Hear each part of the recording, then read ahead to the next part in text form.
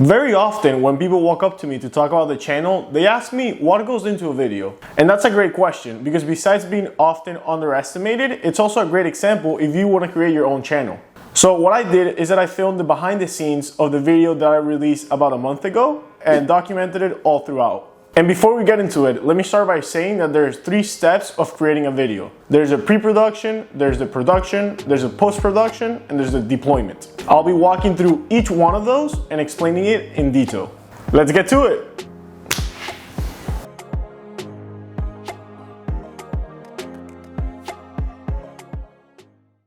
Alright, so the first step of pre-production, once you develop the idea, is actually creating an outline. The main point of doing an outline is, first of all, making sure that you don't go on these huge tangents and deviate from the main points that you want to use. And 2, making sure that you actually design what are going to be the key shots that you want to use when you're making your video. This is actually going to help you a lot start seeing what the end product is going to look like, and also making sure that it's easier for you when you start editing and going into the post-production phase. So I usually do mine either written or in Google Docs, and it looks like this. So like you saw yesterday, actually a big component of making videos is developing the idea. I came up with the idea of the bonus video or even the behind the scenes video like 3 weeks to a month ago. And a big factor of that is thinking about it and developing while you're doing different things. So between yesterday that I wrote down the outline and today, I sat down to look over again and make a few final tweaks and also add an idea that I was missing that I realized this morning when I woke up and was just thinking about it. So I took some time to look over it and finalize it right now after having lunch, and I'm gonna print it out and be done with the pre-production and just go and set up the camera. Alright, so this is actually kind of my least favorite part of the entire video because it's one of the most boring. As you can see, this is not the best angle, it's not the best lighting, I do not look the most presentable, but this is actually what goes on right before I start filming. And as you can see, my room behind is kind of a mess. So one important thing when you're making a video is you want to make it pleasing, is that the word? Yeah, but you want to look like, you want the environment around you to look nice and you want it to look a little organized, because if it doesn't look organized, your audience is probably going to get distracted. So I'm just going to do a brief montage of showing you guys what setting up the lighting and fixing my room looks like. Let's get to it.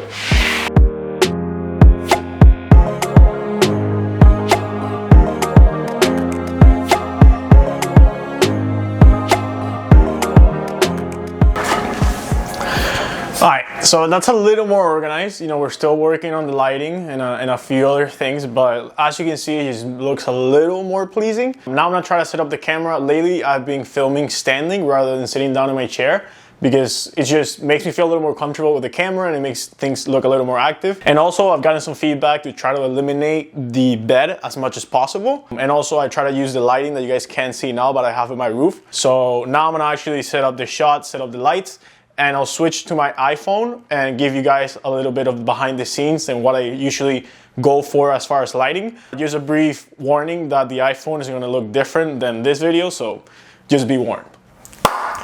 And this is how the angle looks like. I'm trying a new angle where the camera is a little on top of me because that's what I was recommended. That way I'm not looking down at the camera. As you can see, I changed. You don't have to look super professional for videos, but I think looking like you didn't just roll out of bed helps and it makes things a little more legitimate. So I shaved, I trimmed my beard, I organized my hair, and I usually try to wear like a polo or a button down. First, because it looks a little more legitimate, and 2, because it really helps with the lavalier. And to show you guys a little bit of what I have going on as far as lighting. So here's the setup of the camera. Like I told you guys, I set it up a little higher than usual. I have the main light, which is the one that faces me directly, and you try to set that from the top. That way it doesn't create that much glare in your face. I also have some natural light going on, which is pretty much the best light. And right now that I'm not filming at night, you can take advantage of it. Then one light that a lot of people don't have is the light right behind me, facing me.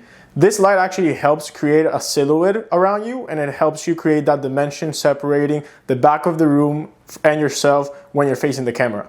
And lastly, to once again create that depth and separation between you and the back of the room, you want to have like a backdrop light that I usually try to add some color to it. As you can see here, I'm filming during the day, so you can't really see that much of the blue that I chose for this video, but it is really important and it really makes a difference, especially when you're filming at night. So that's pretty much the setup. Now let's actually get to filming.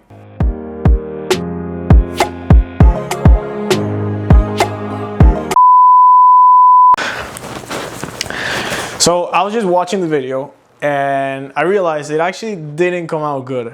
If you see the picture here, I'm gonna add a screenshot. You can see that my t-shirt looks weird, but most importantly, I have a shadow in the right side of my face. And also, like I said, I shaved right before setting up, and all like the scars of my bad work shaving are visible. I don't like this. I don't think it was a good product. I also didn't feel as comfortable filming because I was a little rushed. So believe it or not, I'm gonna discard that video and film it again. If you want to expand your channel and you want to create a good content, I feel like these are the sacrifices that you have to do again. So I'm gonna run it back and probably gonna do a similar setting. If I change anything, I'll make sure that I'll show you guys, but I'll film that again later. I'm gonna work on a few other things right now, and that's it. And I'll show you guys the end product after.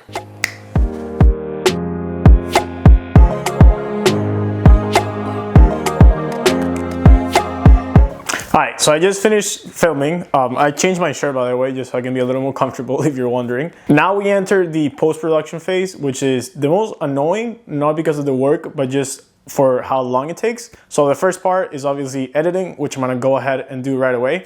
Before we go, I do want to mention what's the equipment that I use, because I didn't do that at the beginning. For my camera, I have a Canon Rebel SL3. I also purchased a different lens than the one that I brought. It is the Sigma 1835 f1.8, I think it's called. I'll put it right here. For microphones, I got the Rhodes Wireless Pro, this little bad boys. And I also got independent lavaliers, that way I can hook it in my shirt. It's not as distracting, I just have this big thing here. Lights are pretty cheap, as you saw, are Amazon. I think one of the biggest takeaways of this video is just that to start, you need whatever you have and you start upgrading it as you keep going forward, and also having the determination to make things work. And as far as editing, I use Adobe Premiere. Barney, the other co-host in the channel, he actually uses Final Cut. It's a matter of you picking one and just sticking to it. Sadly, I still haven't had the budget to get a really nice computer that is able to process all the videos. So the biggest bottleneck of the entire process, like I said, is editing, among other things, because it takes really long because the computer starts lagging, since it's a lot of information handling all these videos at once. So it's 7 p.m. right now. It usually takes me between 4 to 6 hours of editing for any video. I'll keep track and keep you guys updated about how long it takes me, and I'll also add a few cool B-rolls in the meantime. So let's get to it.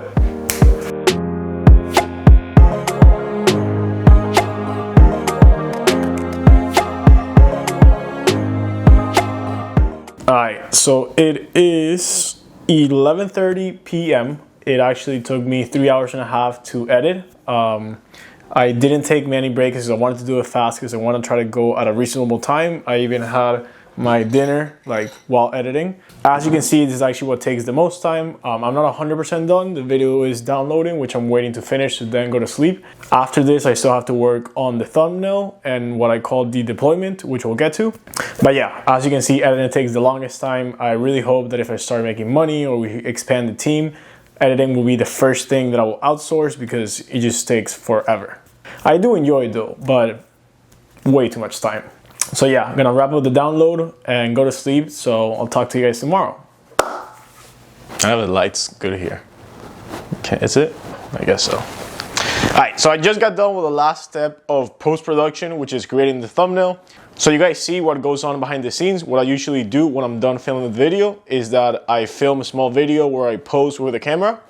Then I pass it to my computer and I take a few screenshots. After that, I select one or two and I create a few thumbnails like this ones. And then I send it to Barney or a few of my friends and I get their opinion and I come up with the last one. So that actually finishes post-production, and then you enter the last stage, which is one that I kind of created my own name for, that I call deployment. Deployment is pretty easy, but it just consists of first uploading the video to YouTube, which depending in your Wi-Fi might take a lot longer. There's been situations where I have to upload a video and I'm traveling, so I've done this at like a Starbucks, and I've done it twice from LaGuardia Airport in New York.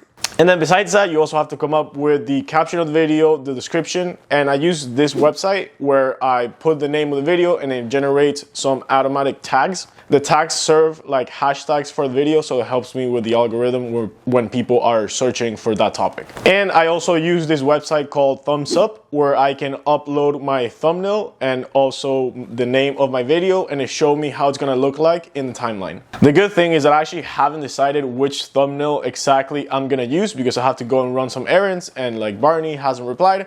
So what I do is that I use the app YouTube Studio, which allows me to do the last details for the video from my phone and like schedule it and everything else. So that's pretty much what goes into a video. I'd say all in all, this video took me around 6 hours and a half. And the reason why it was more in the lower end, which is 6 hours, instead of like the higher end, which is 10 to 12, is because I was really determined because I had a few things that I had to do this week, so I didn't waste any time. But yeah, all in all, it takes a lot of time. It takes a lot of effort, but don't doubt yourself because it is worth it. I believe it. The exponential increase that we had in the channel has been amazing, and you guys can see that if you follow us on Instagram and see how often we put that we've reached the next level as far as subscribers and everything. But yeah, I actually enjoy making videos. There's a few things that hopefully in the future I'll have people help me, but that's pretty much what goes on behind the scenes. If you like it, make sure that you leave a comment about what else you want to see from behind the scenes, what you like, or if you have any tips, I'll definitely check them out and try to implement them myself. And make sure that you subscribe and you hit the like button because like always,